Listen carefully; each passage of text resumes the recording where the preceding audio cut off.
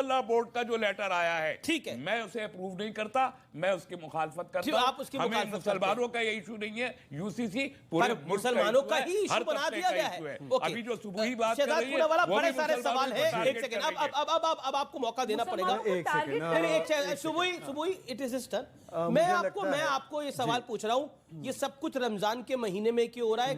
सबके मन में एक सवाल उभर रहा है, और क्या मुसलमानों को टारगेट किया जा रहा है, बार बार आ रहा है, और ये देश सेकुलर है इसलिए यूनिफॉर्म सिविल कोड नहीं आ सकता। Now your time starts. ठीक, देखिए पहले तो मैं चाहूंगा कि यूनिफॉर्म डिबेट कोड हो जाए, क्योंकि मैंने सबकी बात सुनी है, तो मेरी भी बात सुनी जाए उसी तरीके से। दूसरी बात, आपने पूछा कि क्या रमजान के महीने में क्यों आ रहा है, ये मुस्लिमों को टारगेट किया जा रहा है। यहाँ पे एक वक्ता ने कहा दलितों को टारगेट किया जा रहा है। ड्राफ्ट देखा नहीं है, परंतु मुस्लिमों को टारगेट किया जा रहा है, दलितों को टारगेट किया जा रहा है। बच्चा पैदा हुआ नहीं उससे पहले मुंडन करवाना शुरू हो गए। ये कैसी कंपनी है? बच्चा देखा नहीं उसका मुंडन शुरू हो गया। अभी तो इन्होंने कहा ना कि ड्राफ्ट ले आओ फिर मैं बताऊंगा सही है गलत है, और तो ड्राफ्ट देखा नहीं है तो मुस्लिम विरोधी कैसे हो गया भाई?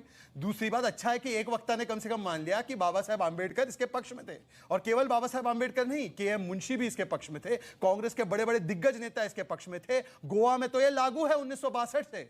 तो क्या उस समय कांग्रेस पार्टी एंटी मुस्लिम थी, एंटी दलित थी, एंटी सेकुलर थी, एंटी कॉन्स्टिट्यूशन थी? ये बता दे पहले, क्योंकि कांग्रेस को कभी गले लगाना, कभी तलाक देना, ये इनका पुराना रिवाज है। तो एक बार बता दे कि एंटी दलित थी। तीसरी बात, आजकल नाराज है, कल चिपक जाएंगे फिर से, फिर नाराज हो जाएंगे, ये तो चलता रहता है इनका।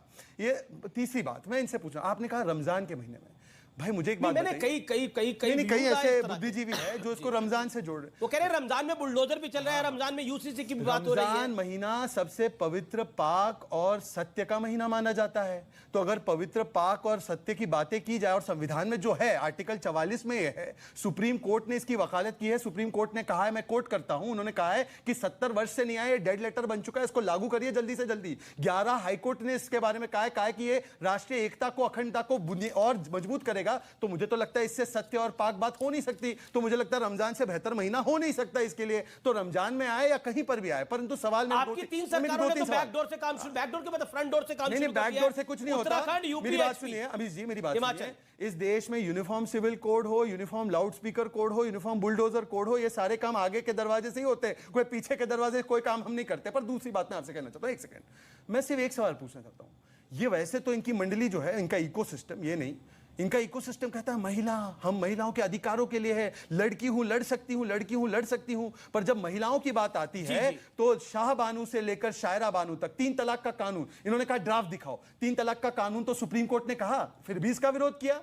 सीए का ड्राफ्ट देखा, फिर भी उसका विरोध किया। और जो चीज का ड्राफ्ट नहीं है उसको कहते हैं एंटी मुस्लिम है। ये कैसी मंडली है? इनको ड्राफ्ट दिखाओ तो विरोध, ड्राफ्ट ना दिखाओ तो विरोध। तो इसलिए मैं कहता हूं ये यूसीसी का विरोध नहीं है, ये बीबीसी का विरोध है। बीबीसी मतलब भड़काओ भाईजान कमेटी। ये भड़काओ भाईजान कमेटी है जो महिलाओं के अधिकारों के खिलाफ खड़े हो जाते हैं हमेशा। ठीक है शादाब, इस पर इनको बोलिए 3 तलाक का समर्थन करते हैं क्या? शादाब का समर्थन करते, पहले पूछ लीजिए।